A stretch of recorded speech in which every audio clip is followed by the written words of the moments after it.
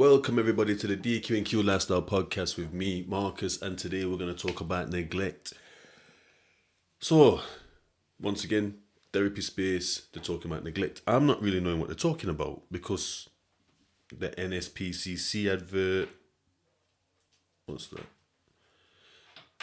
The NSPCC advert and I'm thinking I ain't being neglected, because my mum was there. She wasn't not there. I wasn't left in the house alone, really. When I say it was hearing just a couple times, and not being alone, left alone. I knew where she was. She'd be round at my brother's or something, his kid's mum's house or something. She'd be somewhere. I knew where she was. Do you know what I mean? But sometimes I just expected her back home earlier than she said, and that's probably kind of it. So you know what? I need to put trust issues on my list actually. Talk about trust issues. So that's breaking trust, because saying that you're going to be back at a certain time and not come back at a certain time, I can't believe you then. I can't believe what you're saying. But anyway, they're going into these little, what would you call nuances of what neglect is. And so they're talking about so I'm thinking neglect is leaving someone. I'm not fully sure what neglect is. I know that certain girl, I've said, oh, you neglect me, and I think, what? What are you talking about? I'm here on. I didn't get the word, to be honest. I know what neglect is, in a sense, or know where to use it. But as for me doing it, or it happening to me, I never really felt that until I've gone to the therapy, and they're telling me. I'm being neglected. I'm like, what? How? But anyway, so it wasn't physical neglect kind of thing. It was that emotional neglect. So I'm beginning to understand that I am not mature. It was hard. It was hard to understand. I was at work yesterday and we were talking about something and about how certain people are going through counselling, but it's not working for them. And I'm like, yeah, because counselling is extremely hard. Therapy is hard. It's not easy. Because I've done it, I forget. But I've told you a couple of things where I think I was able to grasp it, mainly through conspiracies and being able to... Here's a few things. So, conspiracies enabled me to be able to take a theory and run with it, apply it to my baseline knowledge and run with it, and then be able to research more. So I didn't have no computer or anything. So like I said, I have to be on the phone, ask for certain books or things we found on the internet, printed off and sent in, or emailed to me. It was emailed really. I look at that in the library. So these are two of my resources, learning what resources are as well. I might do one on resources possibly.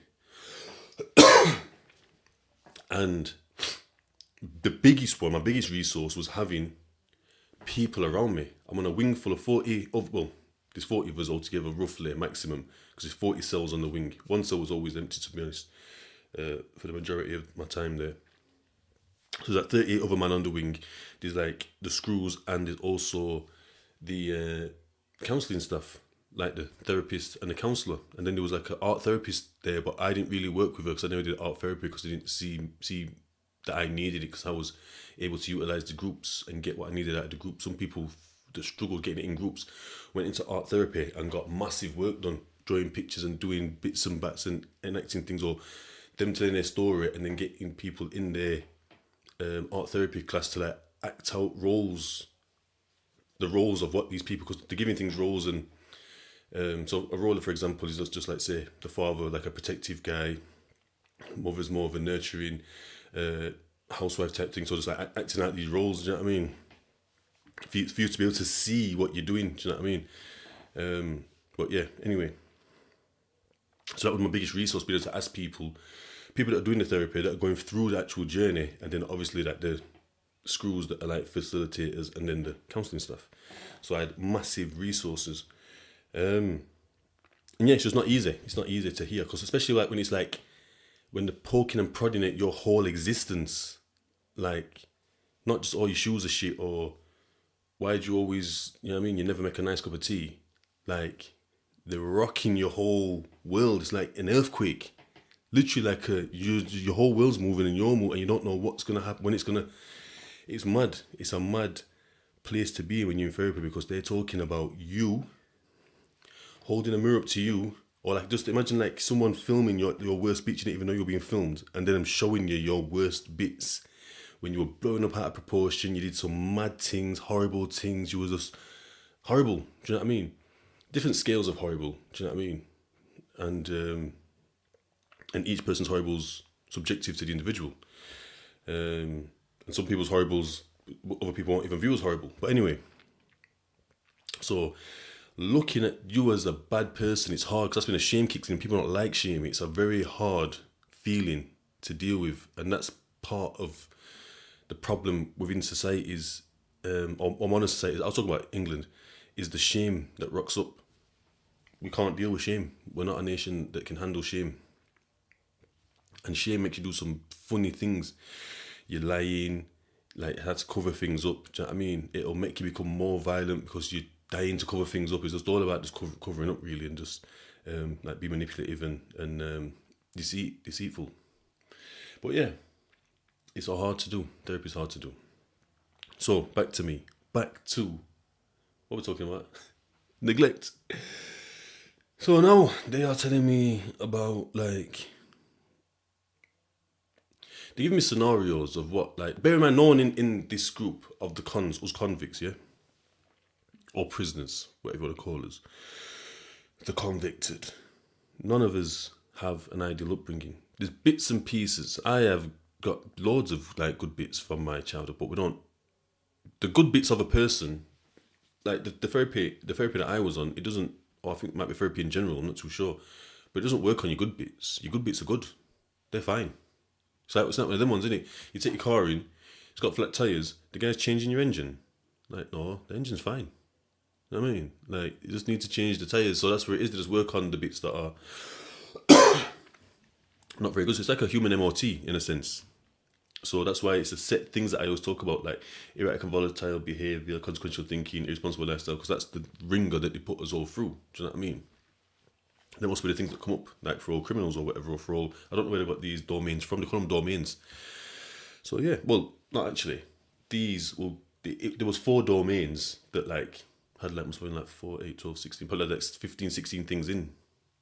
I'm not sure which one went into which now, but I can find out what the domains are roughly. But I threw all my therapy stuff away to make room and stop hoarding. You know what I mean? And it was hard to break free. I might have kept one therapy report. But yeah, anyway, that'll be another pod. Didn't pod yesterday as well, by the way. I've had a day off, so I won't be doing 30 in 30 days. I could do 30, well, it won't be 30 in 30 days, but it'll be 30 in 31, 32 days. I was going to take today off as well, just to take a little breather in terms of going a little bit of a different, not a different direction, but bolting on to what I already do kind of thing. But it wasn't coming naturally, so I just left it. Do you know what I mean? I was going to take the break today because I'm running on like a bit of a, I don't even know what time it is right now. I got work soon still, so, but I thought I'd just squeeze one out and keep it moving. Transparency. That's another one I might put out on the list. That's not on the list either. But transparency is good. Transparency is another thing that's lacking in society. So that's why people are able to be deceitful and manipulative, because if you know everything, how can I deceive you in saying, you know what I mean? If I've got 2 fingers behind my hand, yeah, if you can see them, I can't tell you that I've got 3. I'm like, these 3 fingers? You're like, no, there's 2. If my hand was transparent, if you could see through it. Do you know what I mean? You can see that I've got 2 fingers up. So that's transparency. Like, I can't, if we're transparent, there's no, do you know what I mean? And that tends to be, that brings stronger bonds, better relationships, and people's emotional state, and mainly the mental state, is not in a decline because of people manipulating him, telling him something else when it's actually something else. And people create you a wrong world. Your worldview's wrong because you're not being told the right stuff. And then that's when you find stuff out. It's like, whoa, once that world crumbles, it's the earthquake thing again, because what you knew wasn't right. And it's hard to come with a new normal. You have to get used to new normals. I might stick new normal on there as well, actually. But anyway, neglect. So, so Dean, the facilitator, Group 2, I was in Group 2 facilitator Dean, the screw, yeah. He, like I said, he did wonders for me. Might go into a bit more of mine and Dean's relationship at some point. But he was a massive champion for me He pushed me. He could see where I could be, and he's part of the reason why I am where I am in life right now, because he believed in me, and he never failed me. And obviously, at the end of the day, there's a screw, and there's like a relationship of like screw con. So there's like that bit, and it's understanding that bit. So it's because I can't get the full 100 of like, yo, bro, come on, like, oh, none of that. Not like, there's that professional barrier which I understood, which still allowed me to grow. Because like, oh, you can't do this anyway, because a lot of people couldn't get people interpret relationships to be, it has to be fully one way, like a certain way. So it has to be huggy, kissy, tell people like everything, and they can't do no. If I tell the screw everything, he's got a duty to tell security or the rest of it, and they're gonna come to be my cell or do you know what I mean? So and it's like, oh, and he's brought my trust in, and I can't trust him there. You like basically he's neglected me there. I could go into that, abandoned me, like left me, like 'cause it was supposed to be us, and he's left me now and told someone else, and that they've come and have the consequence of my own actions because I expect relationships to be a certain way. No. It's understanding that, and I was quickly understanding that. So Dean seemed to be like the prototypical guy, good guy kind of thing in terms of like what he does in terms of being we're about the same age, but he felt like a father figure because he was doing and saying all the right things. So he's talking about like with my child, Dean's this guy, yeah, you know what I mean, when he's like describing things, it was very animated, but it's what I like. Do you know what I mean? And they give me a total abundance of information. I think it went over some people's heads, but it went over my head, but I didn't forget it. The impactful bits I remembered, and that's the bit what I'm talking about, like getting loads of stuff thrown at me, and then I go and clear it up and I'm like, what else did you say? Do you know what I mean? And whatever. And then he's talking about what he does for his kids. He just had a kid. And he's like, I would nurture this and this and that. It was coming to work tired because he's been getting up through the night as well, not just letting the missus get up. He's getting up through the night and he's coming to work shattered. You could just see the guys just junked up off fags and monsters. He's just drinking monsters all day long. And I don't think I've even tried a monster yet. Anyway, so we so just describing all these things basically. I'm just gonna like get a bit quicker into it than I normally do. He's describing all these things of what he does, and it's like all checkmark things what you'd expect a dad to do or a parent to do, and then describing his missus briefly but not really. He always kept missus whatever, I won't mention the surname, separate. And he just took a corner, like thinking, fucking hell. Because obviously I had my warped view of what I wanted, and that's why I was like reactive and rebelling towards my parents. But then understanding that, like I said before, they didn't go to the University of Parenting and then get the degree and then fuck it off and raise me wrong in a sense. No. But it's understanding what was lacking. And it was just understanding what was lacking, what I wasn't getting, like the love and care when I needed it. Do you know what I mean? Like I couldn't go to my mum and get, like if I've had a harsh day at school, I couldn't go to her like, oh mum, I've this and that, this has happened and and I'd be like, oh come on son, this and that, and talk to me. Or go to my dad and he give me like some man-to-man advice or whatever. Like, because my dad just wasn't there. And my mum, she was drunk.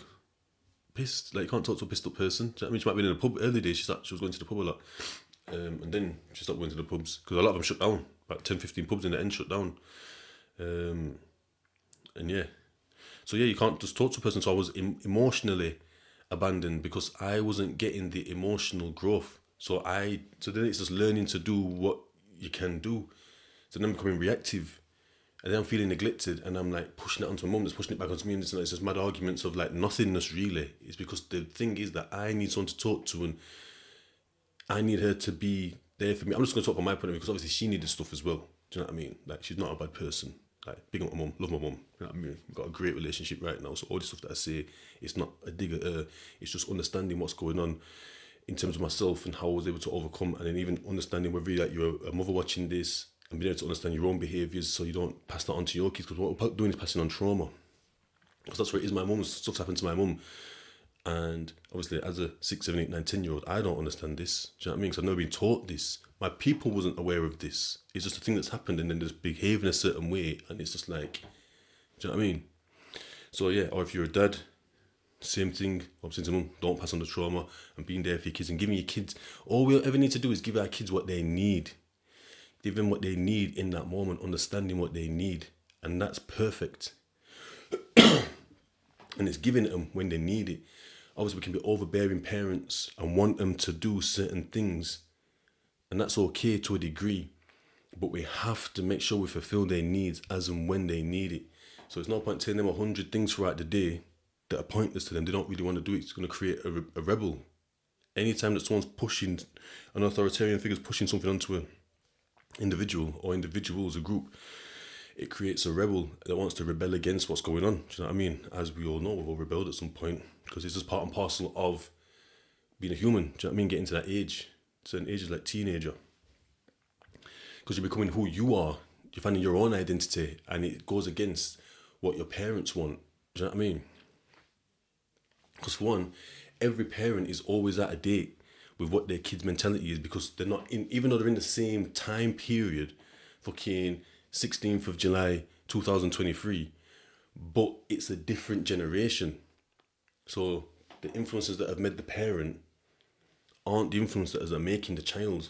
As much as we're trying to influence these other outside influences, because what the music they're listening to, what friends they've got, what school they go to, what area they live in, what, you know what I mean, what's the culture of the area, what's the culture of the family, what's the culture of the street, what's the culture of the city, do you know what I mean?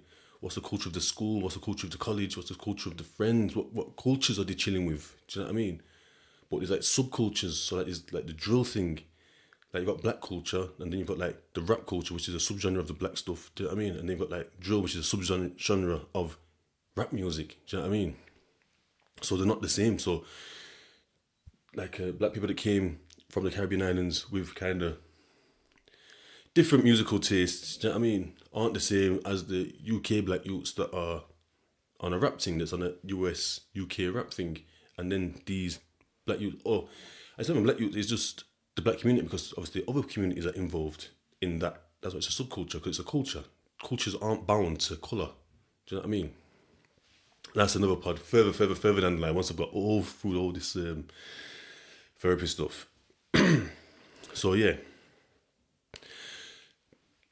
just leaving that for a second because I need to go. You know what I mean? What a kind of mad pod telling you that I need to go. But big up everyone, all my English people, all my European people, all my UK people, should I say, all my Europeans, all my Americans that are listening. I respect that. I'm trying to pump out like better quality stuff in terms of content, obviously. Yeah, so that's just a little intermission. Like, comment, share, subscribe, please. Thank you. Hello. And yeah, so I'm not the age where I should be getting to these challenges in life. Whether it's I'm being bullied or I don't understand this equation or this teacher's getting onto this or like just something, even just wanting to go to school on my own. Like, because that was a big thing at one point in primary school and whatnot. I don't think it really happened still. Maybe in like the final year. But anyway, my mum did come. But anyway. So as I'm coming to these challenges, I should be able to go to my parents, them understand it's not about what I'm saying. Like when I'm talking about when I go to school, I'm talking about freedom. But what we're saying freedom. Do you know what I mean? When I'm talking about I'm being bullied, I'm talking about being hurt. Do you know what I mean? And then possibly needing to protect myself at some point. Or even just a safe place to come to be able to say these things. That's at least the bare minimum. When I'm talking about I don't understand these equations, I'm probably talking about self-worth. Because it's not about how smart I am. Because if I can't get it, I can't get it. But maybe I can get it if it's explained in a different way, because that's what it is with me. I've had to we have to learn our own learning styles. That's another thing I need to chuck on there, actually, learning styles. To understand how we learn, which I spoke about in the last pod about like 100 things getting thrown at me, like that's part of it. But I'm mainly a visual learner and a doing things, kinesthetic learner over auditory. Do you know what I mean? I'm not really a listener. Do you know what I mean? That's what school is, you have to listen. Do you know what I mean? But I learn through being in it and seeing someone doing something. Do you know what I mean? I can mimic. And I learn on the job, like, oh, it was doing this with his arms, but it wasn't doing this, it was doing this. Do you know what I mean? Kind of thing. Even though you can't see what I'm saying on the pod. Go to the YouTube, DQNQ Lifestyle Podcast. You know it's the one. Look for the lion. I mean, Leo, you know. Anyway. So, yeah. So that's kind of what I'm saying. So the need needs to be seen in what they're saying to be able to give them what they need, give them what they want, or give them what they want, but in that gift of you giving them something, inside it is the self-worth. Do you know what I mean? Inside it is the is the protection. Inside it is the freedom. So they want to go to school on their own, but you walk on the other side of the road, for example, and you watch them do or you might set off earlier and watch them come in or something or whatever. Do you know what I mean?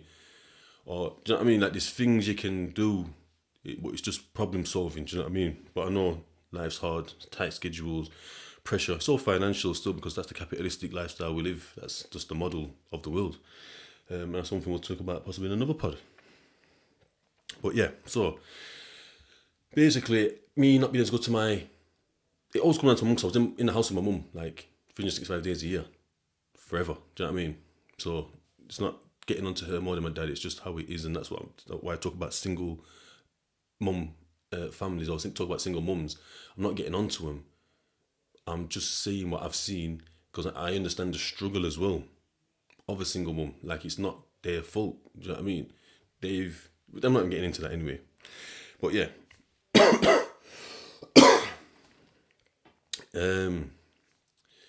So yeah, not being able to grow at these certain points. So I'm coming as like a 7-year-old with this issue, and I should be able to speak about it and get some advice that helps me grow. So when I come to that thing again, I know what to do. It's all about knowing what to do. A lot of us are de-skilled these days because we haven't been taught anything from people that weren't taught anything.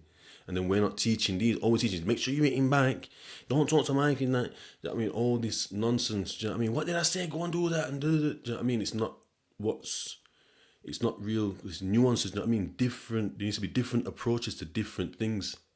So we're raising hell raisers. Do you know what I mean? And then when it goes a certain way, some people come out of it and some people don't. And when it goes awry, what happened there? It's because them little seeds you planted, they've took that and utilised it somewhere else. Do you know what I mean?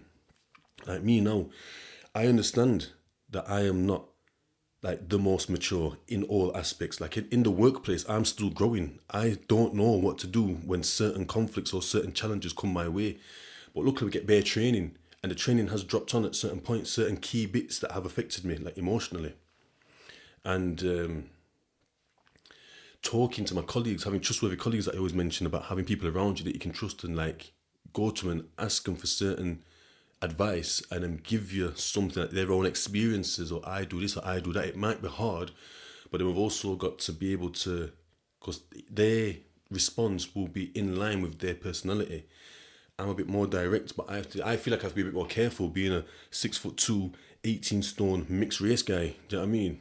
With a past that makes people quake in their boots. Do you know what I mean? So it's learning how to navigate life. I've all got to learn how to navigate life in a certain way. So that's basically where the neglect will come. But when my neglect kicks in, we'll talk about that now. So if I feel unheard, if I'm, even at work, for example, if I'm talking and I don't feel like they're listening, but I've got something valid to say, if someone's trying to overtalk me to make sure that because there's people obviously that are vying for dominance, it's dynamics. We'll talk about dynamics at some point as well, group dynamics, like hierarchies and stuff and how people act and play out. So that if I don't feel heard, it's not just like, oh, like sometimes it's just like, oh, well, they weren't listening there. But then if it keeps happening, or if it's happening when I'm not in the best place, like even if I'm just tired or this and that, or if it's just constantly the same, just it could be different variables where it gets compounded, like I was saying last time. So instead of just being a little speck, it's a big boulder because it's compounded with my old neglect stuff because I was unheard then. If you've just been listening to what I've been saying, I couldn't speak to anyone, or even if I did, I'm not getting the response. Just imagine speaking to someone that's absolutely bladdered. You're trying to come like a little kid, little 6, 7, 8-year-old, 10-year-olds trying to come and ask for some help and support from their like parent. How are they going to react? They're not going to be, and on the phone as well.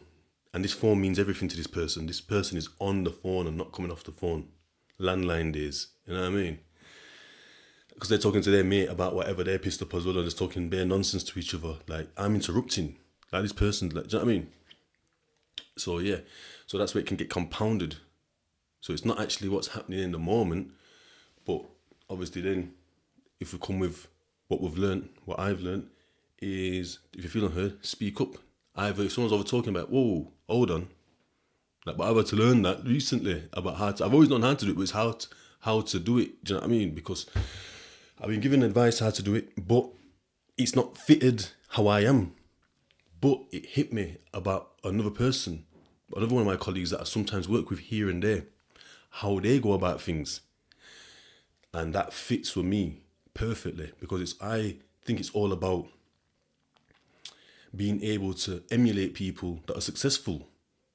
So I think I've told you before about like, I've got a couple of people in my life that are logical thinkers. I'm not a logical thinker. I'm a starburst. I think I'm left-brained. They're right-brained. So that means they think step by step. I don't think like that. I think here, then, everywhere. And you probably can tell by my pods how I'm just all over the place.